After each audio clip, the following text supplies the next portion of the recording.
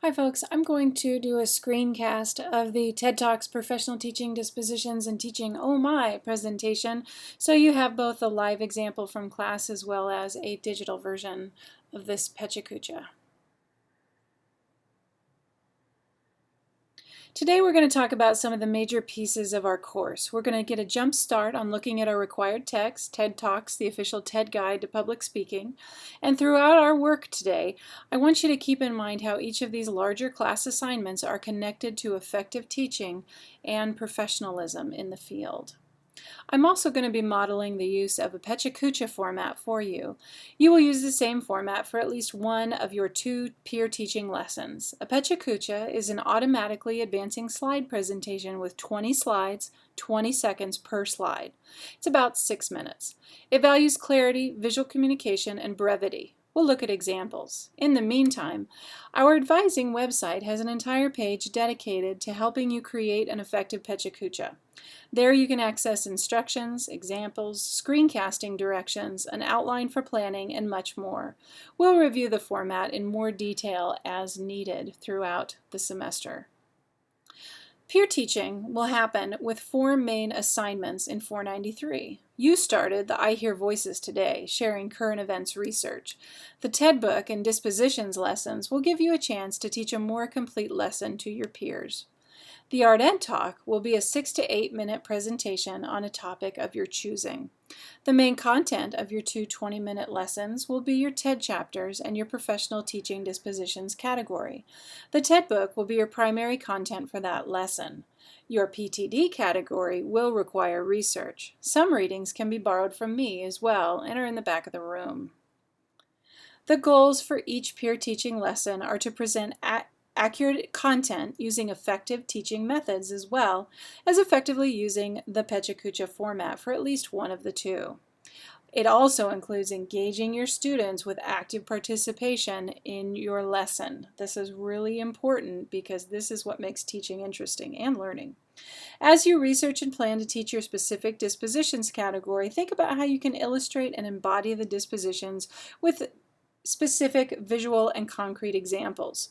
Use multimedia to activate your students' understanding of PTDs and engage them in thinking about how it connects to them individually. Now on to the TED Talk book. This was published in 2016 by the curator of TED, Chris Anderson. You can see him here on the left. I'm going to begin our exploration of the book by covering the prologue, what he titles The New Age of Fire. It wasn't long, but it gives us an introduction to the purpose. He begins the prologue by helping the reader envision a woman walking out on stage, palms sweating, beginning to give her talk to thousands of onlookers. He then states that the purpose of this book is to explain how the miracle of powerful public speaking is achieved and is equipped to give you your best shot. He assures that there's no one way to give a great talk and that this book is not a set of rules, but rather tools to encourage variety.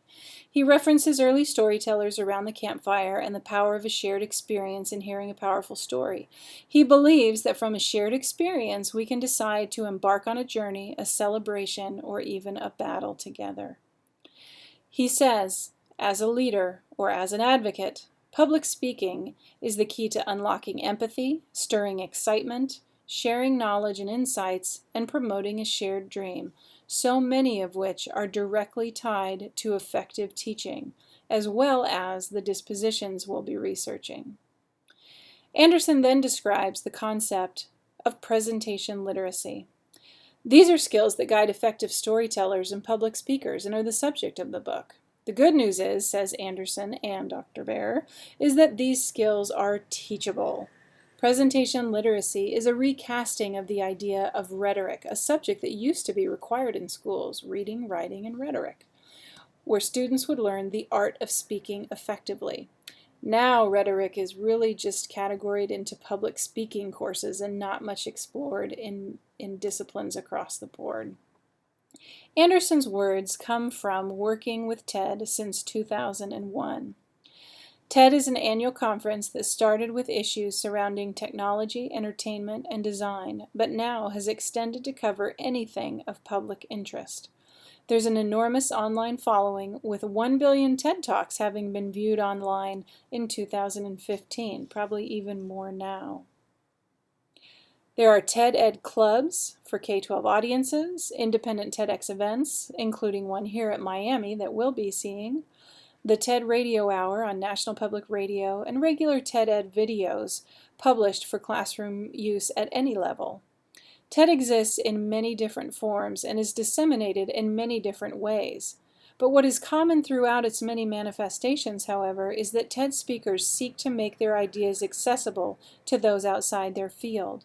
The format is short, carefully prepared talks that go through fine-tuning, revision, and lots of practice.